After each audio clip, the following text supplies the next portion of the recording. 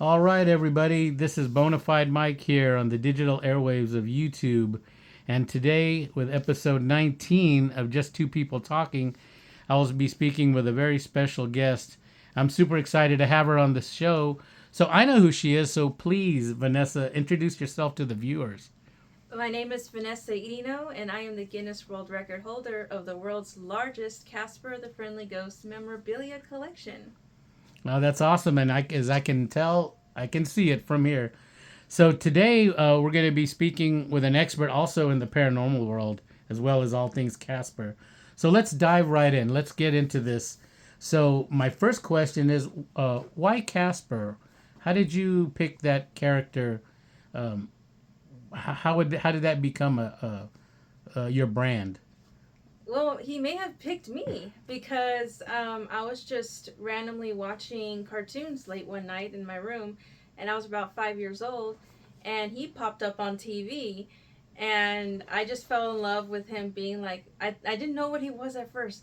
He was just like a little blob, just walking around with the little sack, like he was running away. You know, those old cartoons, they had those, and I saw that he was a ghost, and I was like, this is the cutest thing ever.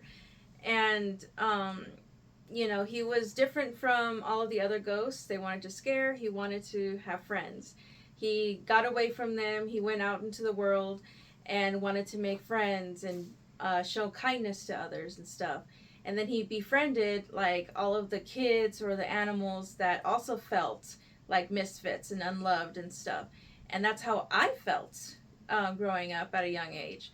So like I felt like Casper was the first one to understand how I felt and to see me, even though I wasn't a ghost and he was. So I felt such a great connection to him, and he since then became my comfort character and such. So I started, trying to see where I can watch more of those cartoons. And back then in the dollar stores, they would have the VHS tapes with all of the old cartoons. Oh, I remember So, those. yeah, and things were a dollar too. My grandpa would always buy the tapes for me anytime we would see a Casper on the cover, and I'd be like, "Oh, I need to have it. It's Casper."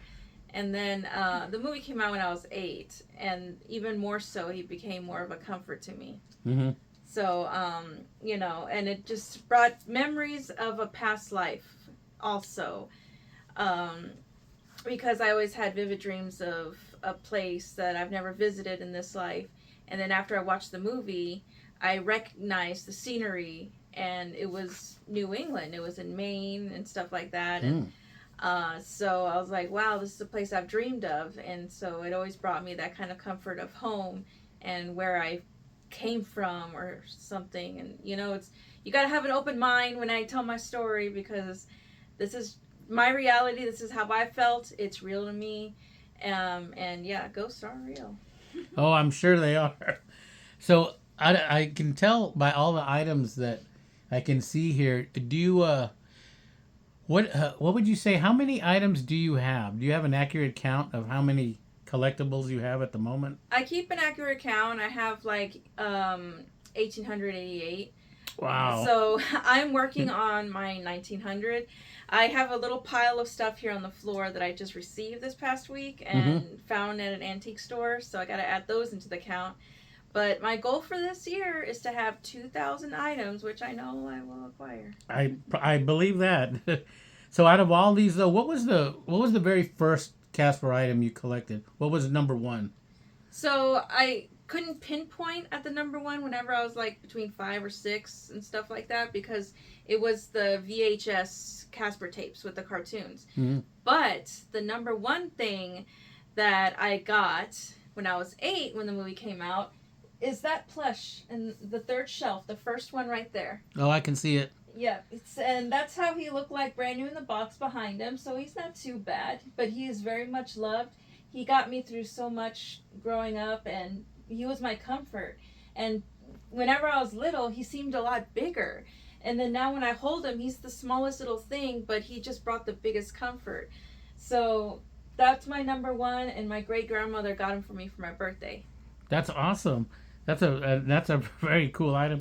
So with that being said, what would you say is the rarest item you have of intrinsic value? Like what is the I guess the rarest Casper item that you own? Well, there's a good amount of items that are rare. I have things that were given to the cast and crew, and then I have film reels and stuff like that of, you know, the old cartoon of Casper and then the movie trailer. I mean, rare, I would say probably the props from the movie. I have four props. I have two of the newspapers that were up in the attic with Casper and Kat. Whenever Casper was remembering when he passed away and all the newspapers were on the floor, I have two of those. Hmm. And then I just acquired the deed to Whipstaff, the documents that were thrown into the fire by Kerrigan, and Dibbs had to fish them out. And it says Buccaneers buried gold, Whipstaff doth the treasure hold. So I have the one that isn't burnt, and then I have the one that is burned. Okay. Well, I guess yeah, I would say so because those are probably like one-offs since they're props. Yeah. So it's not like they made multiples, I suppose.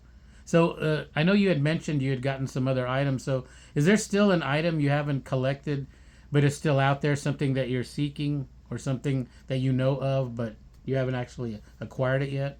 Well, there's a lot of stuff. I mean, my eBay watch list is pretty big because a lot of people just they see vintage and then they want to put a high price point to it, and I'm like, eh. I mean, there's a few vintagey Casper items out there. I would love to acquire more movie props. There was an auction for the Lazarus bottle from the movie. It didn't have the liquid in it and stuff, but I still needed it. So that was something that got away from me for like over $6,000, and I just couldn't do that. Wow. So I make them myself. I make the Lazarus bottles. Mm-hmm. I've had the cast sign the ones that I've made, and then I have one that I take around for pictures and videos. But I would love more things from the movie because the movie did play a big part for my love for him. But it's deeper. My love for Casper, held since before the movie. Mm-hmm. But definitely, I would love things from the film. I would love, for the director to know of me so I can have him sign my world record. I've had the other cast members sign it, Mm-hmm. and just to let them know how much of an impact this movie made on me. Wow. Do you have any of the wardrobe? Any of the wardrobe from the movie? Man, if I did, that would have been more than the $6,000 for the Lazarus bottle, because I would adore to have anything from the wardrobe. More so the white dress that Kat wore. I could just put it like in a mannequin in the middle of this room in a glass case. And just like, it's like the most worshipped item ever. It's like, Christina Ricci wore this. Oh my God. So, that would be a holy grail. I mean, God knows where it's at. Where it's still for sure. intact anywhere. Yeah, I don't know. Maybe the cast, maybe they have them, or who knows where that what happened to it. It could be in a trunk. And one of the people from the film probably that worked on it probably has it in an old trunk, and like their descendants don't know what the heck it is. It's somewhere stuck in an attic somewhere. Yes, and I'm here like dying to want it. I'm sure they would probably give it to you too if they knew. So, with that being said, now that we've covered those, so what was your first reaction when you received that certificate? When it became, I guess when you found out, like, hey, I achieved this certificate, it came to fruition, it just, all of a sudden, I did it. The reality I did it, yeah. When the reality kicked in. Well, it definitely kicked in when I got the email. It was around 6 in the morning on February 9th. I had my husband read it because I was like, oh my God, I worked so hard for this. I hope it's good news. And, and then I was like, I'm going to cry either way. I was like, you read it. And then I was just looking at his face. I was like, what kind of expression he's going to have. And then he had a big smile, and he's like, congratulations, you have a Guinness World Record. That's and I was great. like, what? Oh my God. And we were just all asleep at first, and then everyone woke up, and I was like, oh my gosh. I mean, my husband was awake, but I woke up my child. Mm. But it was just so amazing, and I was like reeling my head around it. And then, of course, whenever I submitted my order to get in my certificate, and then it came in, and then the package, it said Guinness World Records on it. I was like, oh my God, I can't believe I'm holding something from Wow. Guinness all the way from the UK. It's here in my hands. What an achievement. Yeah, and then I opened it up on a TikTok live, and I was just like, wow. And then I was just like holding the paper. I was like, oh my God, it's a piece of paper, but it's like worth more. It's so meaningful. I worked hard for this. Yeah, a lot of emotion in there. Yeah, it's amazing, and I still like pinch myself to this day. I'm like, wow, I accomplished something really awesome. And because I've tried many things to accomplish, and I've accomplished a lot, and I should be more proud of myself than I give myself credit for. But like, I never made it to my name in lights for fashion design and stuff, like my ultimate dream. But now, I have a Guinness World Records. But Casper's opened up a whole new world for me, thanks to Guinness. And because of that, and I say this a lot, it gave me a voice. It gave me an ability to be seen by people. Mm-hmm. So even though I'm still having difficulties with being seen by a lot of the people I'm hoping to see me and stuff like that, and people don't want to take me seriously. Right. They think it's just like a collection of toys, when it's deeper than that. It's more than that. It's work. It's work to curate a collection. And if they knew the story of my life on why Casper is so relevant to me, it's like a whole other thing. Yeah, that's very true. So now that you achieved that, my next question is: can you speak a little bit about, and you can break it down one by one? What was it like meeting the cast members of the movie and having them sign that, or showing, or them acknowledging that certificate? Yeah, oh my gosh. So before I had the certificate, I had, my small collection, and we went to go meet Devin Sawa. And I made the little Lazarus bottle, well, not little, but it was this big, and he was amazed by it. He's so nice. He's so nice. And I dressed up as Cat. And it Oh was my cool. God. And I had him do the dance pose with me. I was like so shy. I was like, "Can you do the dance pose?" And I told my husband in the car, I'm like, "I'm gonna have him do the dance pose with me. Please let me live my childhood dream."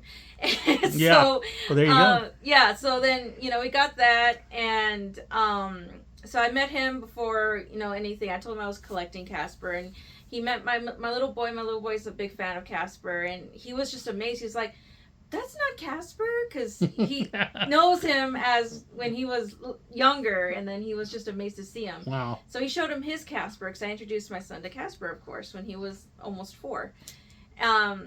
So that was really awesome to meet him, and I was just like taken aback.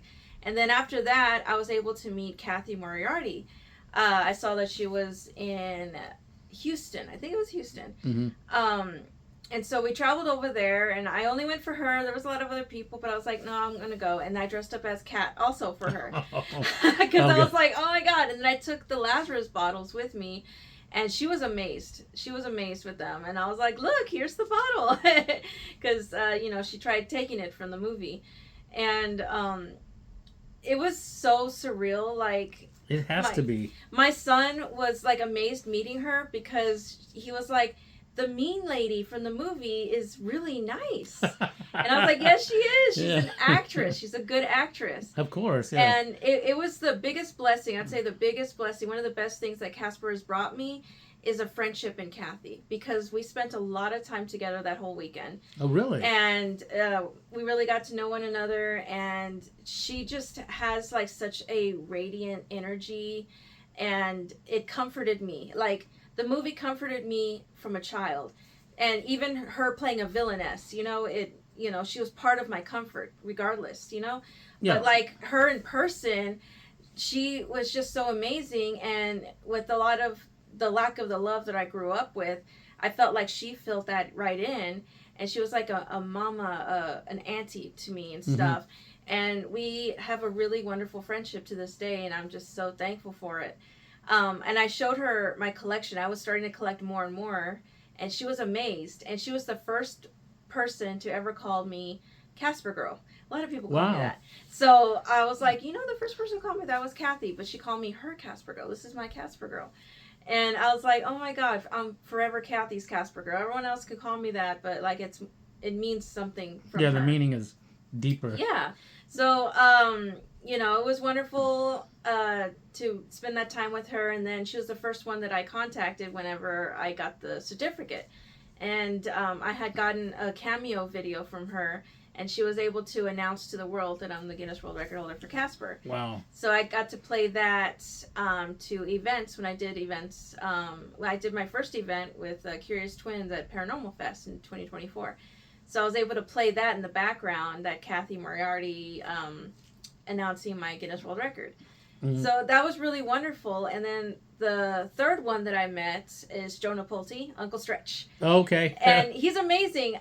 Again, through Cameo, I was able to meet him through there. Like I told him about me, and he was blown away about it.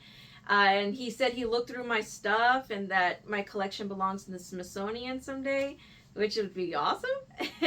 And he was very, very kind, because I told him, like, well, I'm going to LA for Christmas, and I would love to. We made it work where I was able to meet up with him. That was really kind of him, because I'm like, I know that a lot of fans would love to meet him and have him sign things. Oh, but like, sure. Yeah. He made it possible for me to meet him, and that just meant the world. I'll never forget his kindness. And we met up, and I was like, oh my God, thank you for this. I got to meet Uncle Stretch. And so I had him sign like one of my pictures that I have here of Uncle Stretch, and I had him sign my certificate. And we took pictures together, and he did a video of him talking like Uncle Stretch. Oh my God. Next to me. And I'm like, oh my God, I'll never forget it. I'll never forget it. So I'm able to keep in touch with him to this day. I have him on Facebook, and I like to send him messages to see how he's doing, and I like to tag him on posts, and I'm always going to support him. He's part of my comfort growing up, so he's one of my heroes, and even more so after meeting him and seeing that he's such a cool guy. It's like, oh my God, more respect. And then the one person, of course, unattainable, Christina, right? That's what I was going to say. Unattainable. I'm waiting to hear this one. Unattainable. Oh my gosh. I mean, I get that people are so busy. I guess she's so busy and stuff like that. But like, her cancellation rate on conventions was like 99%. Oh wow. Because I followed her 4 times to different states, different places. We've driven, we've flown, we've invested money just to go and see her, and then she would cancel, and I would always be devastated. It'd be so heartbreaking. I'm like, wow. Not just the loss of money, but like, I want to see her. I want to tell her, my story on like my world record and how much she's impacted me, how much she's my hero. Mm-hmm. But finally in Dallas last year, she was there. Oh. I was like, oh my God, she's there. I went and I saw her from afar. I'm like, she's there. She's here. Oh my God. We finally made it. And then, I figured that I would cry a bit because, my God, it was the biggest thing. Because for the longest time, people would be like, what's the one thing you need for your collection? I'm like, well, to meet Christina. So I cried more than I expected. It kept coming. And I was like, it kept coming. That anxiety. Niagara Falls. Because there was a lot that I wanted to say. But then I felt the pressure, like, there's a line behind me. Her handlers are looking at me, like saying, "Whatever, hurry up." Yeah, like let's go. Oh, yeah. Even though I'm like, hey, I have a Guinness World Record certificate. Can you at least give me like another minute? Yeah. Or let me go to the back of the line. Yeah, something like that, because it's like we pay so much money, and like her time, her autographs, everything's very expensive. I invested so much. I invest in general. Mm-hmm. So I was like, give me this chance to tell her how much she's impacted me. She's my hero and stuff like that. And I just kept crying. I know I didn't tell her enough. But, one thing I was like, Christina, thank you so much. You've shown me that being different is okay. It's great. And you've just been my hero growing up. And I'm like, I'm sorry that I'm crying. And I just remember her telling me, that's okay. I had heroes in film growing up, and I'm honored to be yours. And I'm like, oh my God, and that just touched me even more. I'm like, thank you for understanding. how much you mean to me. You know, a lot of people love you, but there's just a whole other level with me Oh, here. You know, yeah, I would think so. I wanted her to understand that, but like I held up the certificate. And I was like, Christina, thanks to you, I was able to make my own legacy. Look at this. I made this.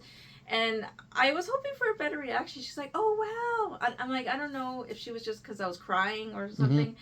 But I had her sign my certificate. I had her sign a Lazarus bottle. I gave her some gifts. I made her a necklace with the small Lazarus bottle. Hmm. And I made some stuff for her daughter, Cleo. And I wrote her a special note. And I gave her, buttons and stickers, my business card, and stuff like that. And I hope, and I'll never know. I hope that she did take them home. I hope she loves them. I hope that she, Hmm. sees how much, you know, Oh, I yeah. value her and all this other stuff. I don't know how her managers may think or something like that. They're like, just get rid of it or something. I don't know. Hmm. It's hard whenever you give celebrities gifts because everyone's the same. They look at you the same. Yeah. You're just a fan. You're just a fan. You're just a fan. I'm not trying to say that I'm bigger than all the other fans that love her, but like at least like hey, Yeah. this is kind of a big thing for Yeah. me. So, um, that was really great. And then I went to her panel, and then I was the first one to zoom up there for a question. And then I was like, first of all, Christina, I am sorry for all my crying. And she's like, that's okay. And she's had other people cry before, so I'm like, Oh, I'm sure. I'm not special to be the only one. But I was able to ask her a couple of questions, and it was just so amazing to be able to talk to her without crying because there was a lot of people. And then at the end, I raised my certificate. I'm like, Christina, thank you. Your legacy helped build mine. And then she said thank you and smiled. And then like everyone clapped. I didn't expect for anyone to clap. You don't clap for Q&As. Yeah. But everyone did for me, and I was just like, oh my god, thank That's you. the cherry on top right Yeah, I'm like, oh my gosh, thank you for that acknowledgement, because the only one I wanted to acknowledge me was Christina.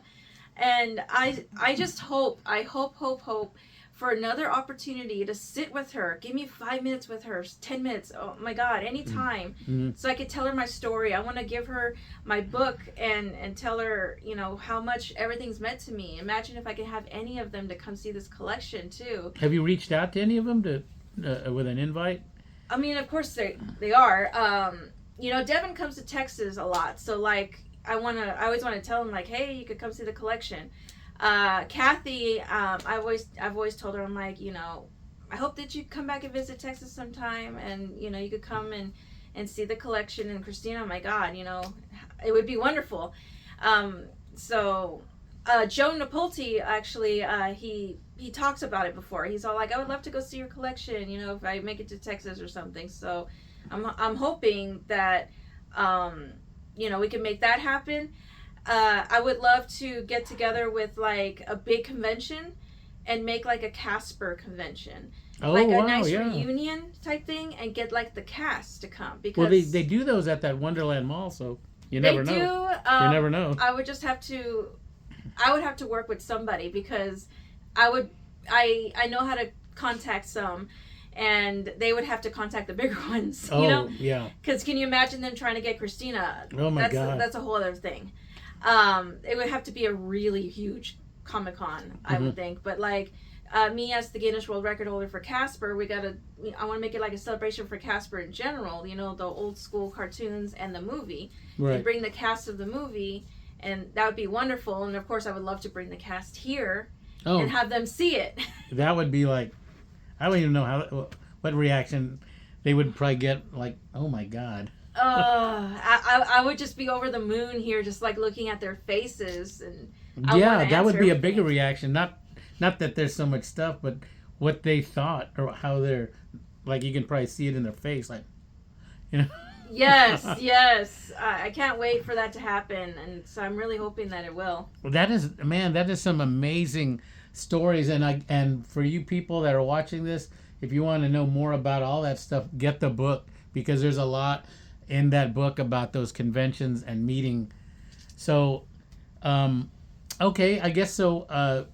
Let's kind of detour over here. So there's something that I wanted to ask you about, and if you could speak a bit about. Let's go into the paranormal now. Can you speak about some of your paranormal experiences? Can you share any like ghost stories with us? Oh, the experiences, yes. So I've had ghosts around me since I was a very little child. So it wasn't just like Casper himself bringing me comfort. I was always surrounded. So that's always been a thing for me. So I'll always remember this house that we had moved into. It was a brand new build. But then also, it was kind of like a poltergeist thing where, hey, what used to be under here was Indian burial ground. Oh my God, really? So I'm like, oh, great. But, and it's funny enough on how some things kind of happened with that. So I always remember. I always have vivid dreams. I have very vivid dreams. I'm half asleep, half awake, and stuff like that. But this time, whenever I was younger, I remember waking up. Now I was fully awake, and there was a little boy standing right next to me, and he was looking at me over my bed, and I was just all like, "Who are you?" And he said his name was Jack. And then all of a sudden, he came at me, and it felt like he got into me. And so Oh, wow. I physically felt like my brain or my head was asleep, but my body was up. I was walking. I remember walking and looking, going through the living room and going to my parents' room. And then I remember going in and standing in front of my parents' bed, and only my mom got up, and then she looked and she didn't see me. She saw somebody else. And she also asked, she's like, what's this? Who are you? And she was like freaking out. Mm-hmm. And I kept trying to say, get out of me. But the only thing that came out of my mouth was his name, Jack. Answering, Wow. Jack. So, and then I remember like going back to my room, and then I plopped on my bed on the edge. And like literally, whenever I plopped down, that's whenever I fully woke up, and then I was like halfway falling off the bed, like I just plopped there. And I'm like, okay, I was definitely just walking right now. So I went back to my parents' room, and my mom was asleep. And I was like, and then I woke her up and I'm like, Mom, was I just here? How did you fall asleep fast? And she was like, no, you weren't here. And I was like, yes, I was. I physically walked over here. And I told her what had happened, and she's like, no. And then she freaked out a bit. She walked me back to my room, and then I was sitting on my bed, and she was in the doorway, and I had my big box TV right there at the corner, and I was telling her more about it. I was like, Mom, this is real. Like, I know what happened. And then I looked at the TV, and you know how you could see the reflection. Yes. There was a little boy standing right by the doorway. Right behind her in front of my sister's room. And it was a little boy just looking sad, just like this. And I was like, and I told her, I was like, Mom, look at the TV. I'm like, he's standing outside. Mm-hmm. He's standing in front of the door. And she looked at the TV, and then she looked behind her. She's like, I don't see nothing. There's nothing there. And then I looked at the TV. He was still there. Mm-hmm. And I'm like, Mom, look at the TV. He's still there. And my mom's like, I don't see anything. And she was like getting scared. She's like, you just had a nightmare. And, growing up Catholic, the first thing they want to do is call a priest to come pray over everything. Oh, I can't tell you how many times we've had priests come over to our house to pray over stuff. And I'm like, priests aren't helping. There's some other stuff going on. So, I'll always remember that vividly, that had happened. And, that name just stuck by me. It was very relevant, personal to me, and I named my son Jack, coincidentally. Oh, wow. But more so, after the great Captain Jack Sparrow. But that name's just always been close to me. So I'm like, I don't know, and I vaguely remember what the little boy looked like, but like it was just quite an amazing experience. I mean, I wasn't harmed or anything, but it was just like, I don't know, I guess he wanted to walk in a human form or something, but that's something that had happened to me at that house. But yeah, I've always had those little footsteps, always felt them over me, and I'm still very sensitive to all of that, especially when we go to Japan. I have, stories there too, because Japan's very spiritual. There's spirits everywhere. They Oh have yeah, the yokai, they have regular spirits and stuff, and the spirits all around us. yeah, in general. But over there, it's like they really honor them because they have the shrines everywhere. So yeah. What about the floating part? I know that that's part in your book as well. The astral projection. Yeah. Oh, that happens a lot. So that's what I would be doing since I was little. So whenever I had said that I dreamt of a previous life, like the scenery of New England, I actually astral projected because I would feel myself flying through the scenery of New England, all the trees and all the oceans and stuff like that. I see it vividly. And then whenever I wake up, I feel like my body was just in air. Like I was literally flying.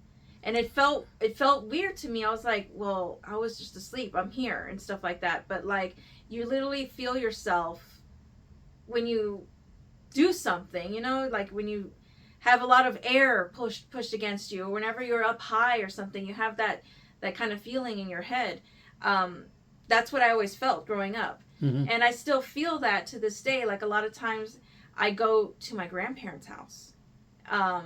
They both are passed on, but like that was like a place of comfort for me with my grandparents. So I always go back over there, and their house is haunted, or at least it was my whole life there. I would always go back, and I would go to their living room where there was most spirits, and I would just be like praying over everything and stuff like that.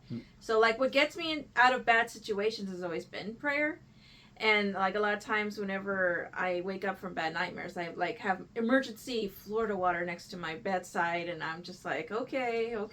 Because I always feel when people send the bad energies to me. I always feel when people send something, and I'm like, oh, I protect myself. I got to protect my family too, because haters be hating. Oh yeah, you got that black juju that just kind of. Yeah, and I'm like, I'm nothing like these people. I mean, just. I want to spread like love, joy, and friendship because that's just who I am. But people just like to send the bad over, and I got to protect. Well, that's a pretty amazing story. And once again, if you want to find out more about those experiences, get the book. So, well, that being said, now, can you kind of talk a little bit about other projects that you do? I know you said fashion designing. You make your own clothing, jewelry. Can you kind of talk a little bit about that? Yeah. So I've always been on the creative side since I was a little girl. My grandmother taught me how to sew. And I've always made jewelry, and I was always called a pack rat growing up because anything could be recycled. Anything could be made into art. Well, I think I've been called that myself, too. Yeah, I guess people can still call me that because they see this room. Oh my God, you're a pack rat. I'm like, no, I'm a curator. It's a collection. My whole house is nothing like this. Yeah. My God. Yeah. So I designed my own clothes. That's something I wanted to do. I wanted to be a fashion designer in Tokyo. I've done fashion shows, I did some in Vegas, I did one in Hollywood, did some here in Texas, and then I did New York Fashion Week. Oh, that's cool. So my dream has always been Tokyo, so I'll get there someday. But yeah, I create and make my own clothes because my style is Victorian. Yes, and, I noticed. So that's another thing that draws into my past life, in New England, Victorian times and stuff like that. And whenever I discovered myself, found myself, and I was like, you know what, I want to be who I feel. Finding clothes in general when you're a plus size girl is really hard. So already I had to like alter clothes and make my own. Mm-hmm. But Victorian style is even harder. So again, I am altering a lot of stuff. I'm making my own stuff. Just to be who I am and be comfortable with it too. I mean, I'm comfortable with who I am, but like the clothes for them to fit comfortably for me. Oh yes. So I do a lot of that. I haven't done fashion shows for a long time, and I would love to get back into it if given the opportunity. Back then when I started, I did Japanese fashions because that was my inspiration, but it was more so Japanese rock street fashions and stuff. My clothes were always different from a lot of the other designers. The other designers, they just put a piece of fabric over the chest and there's a design. Like literally. Literally, yes. I'm like, okay. That is true. The models are half naked, and my models, They're fully covered, but it's a design. Like for me, it's a design. I Mm-hmm. mean, I'm not trying to slander any other designers. Those are their designs, but to me, it's like I'm always been a very very different one.